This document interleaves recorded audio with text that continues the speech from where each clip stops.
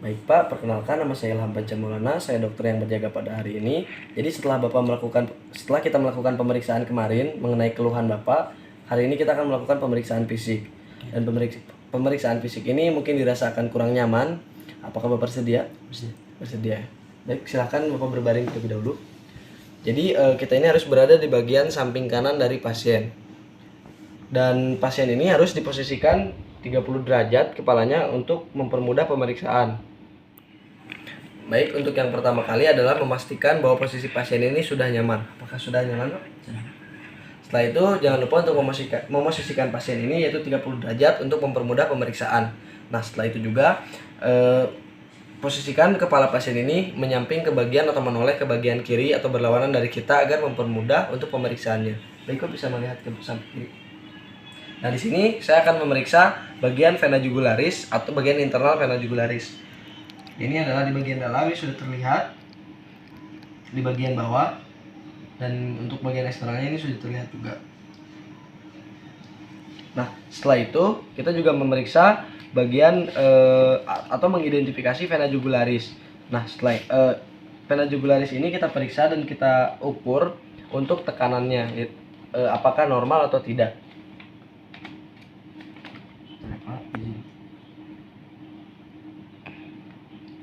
Baik, ditemukan di sini bahwa tekanan vena jugularisnya itu adalah normalnya, yaitu berada di bagian 6 sampai 8 cm H2O.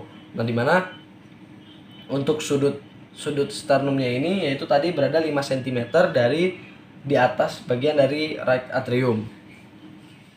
Baik, untuk selanjutnya adalah pemeriksaan pulsasi karotis, di mana posisi pasien juga harus sama seperti tadi, dan kemudian untuk pemeriksaan ini kita harus menggunakan tangan sebelah kiri jika kita berada di posisi kanan. Baik, Pak, bisa sambil lihat sedikit mengambil. Nah, untuk pemeriksaan ini kita menggunakan dua jari, yaitu jari telunjuk dan juga jari tengah.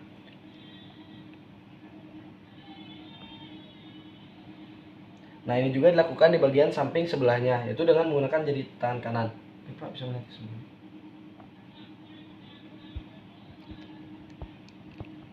Baik, nah ini juga tidak bisa dilakukan secara bersamaan kanan dan kiri karena kita akan sulit untuk fokus mendengarkan bagian dari karotisnya ini. Nah, untuk selanjutnya itu ada pemeriksaan apakah adanya trill atau tidak. Itu trill itu adalah getaran, dimana ini juga kita bisa menggunakan dengan jari, dan juga kita nanti akan selanjutnya mendengarkan apakah adanya bruit atau tidak di bagian pasien ini. Nah, untuk menggunakan jari itu sama seperti tadi, yaitu bagian kiri untuk posisi di bagian kanan dari pasien.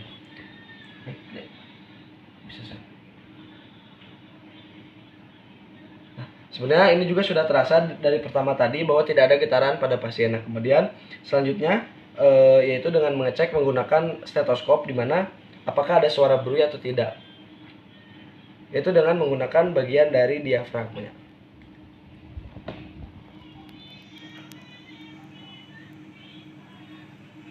Tarik nafas.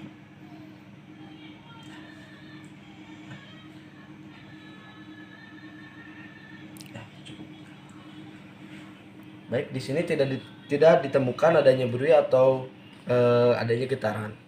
Baik, untuk pemeriksaan selanjutnya adalah pemeriksaan bagian arteri brachialis, di mana ini tuh tangan pasien harus menengadah ke atas dan juga melakukan ekstensi. Nah, sebelum kita melakukan pemeriksaan, kita harus melakukan fleksi dulu agar tangan pasien ini rileks. Itu dengan seperti ini. Tangannya mohon dilemaskan ya. Itu dengan mempleksikan seperti ini, dan kemudian setelah seperti itu tangan kiri kita tetap berada di sini dan tangan kanan kita memeriksa arteri brachialisnya, yaitu di bagian medial tendon.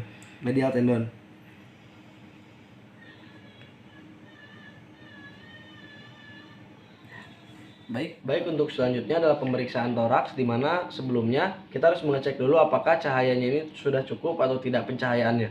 Nah, setelah pencahayaannya cukup, kita memeriksa yaitu dengan menggunakan bagian tangan kita. Dengan pasien ini harus posisinya itu terlentang. Bagian tangan kita yang dipakai adalah bagian telapak tangan atau bagian palmar, dimana ini dengan menaruh di bagian sternum dari pasien untuk mengetahui titik impuls maksimalnya.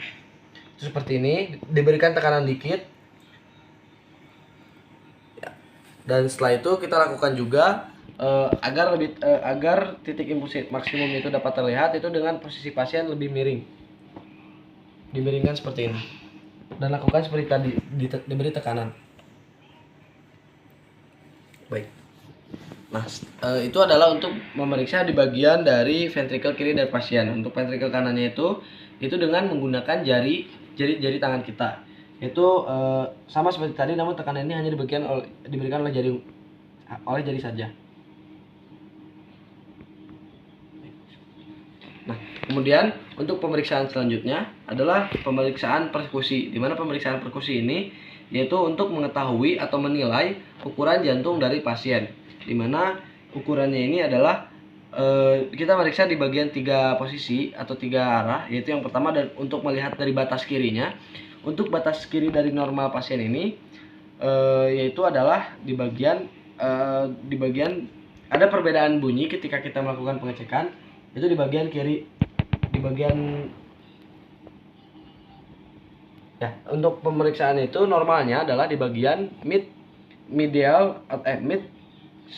clavicularis, yaitu di bagian linear dari mid clavicularisnya. Nah, kemudian untuk bagian dari kanannya yaitu adalah kita memeriksa itu di bagian lineal dari mid sternalis.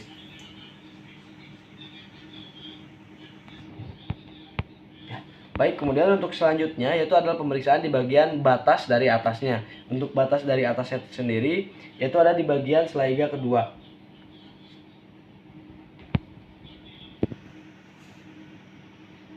Baik, untuk selanjutnya adalah pemeriksaan bunyi jantung, di mana bunyi jantung ini yang kita ketahui adalah 4, ada S1, S2, S3 dan juga S4. Di mana pemeriksaan ini adalah dengan memposisikan pasien itu terlentang.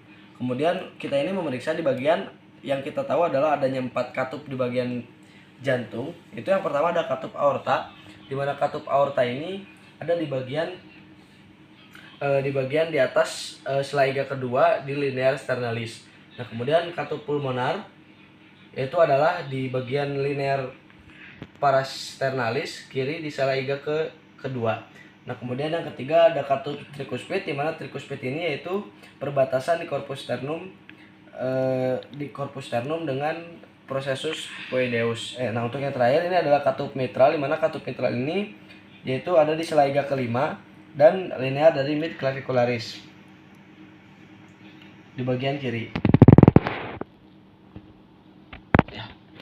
Nah, kemudian untuk bunyinya itu sendiri, bunyi dari S1 dan S2 ini adalah bunyi yang samar dan biasanya susah untuk dibedakan. Kemudian untuk bunyi S1 yaitu adalah bunyi S1 ini biasanya bunyinya lebih dalam dan biasanya itu lebih panjang. Dan bunyi S1 ini ditandai dengan adanya penutupan katup trikuspid atau mitral. Nah, untuk yang bunyi S2 dia itu berfrekuensi dan frekuensinya itu adalah 0,11 detik biasanya.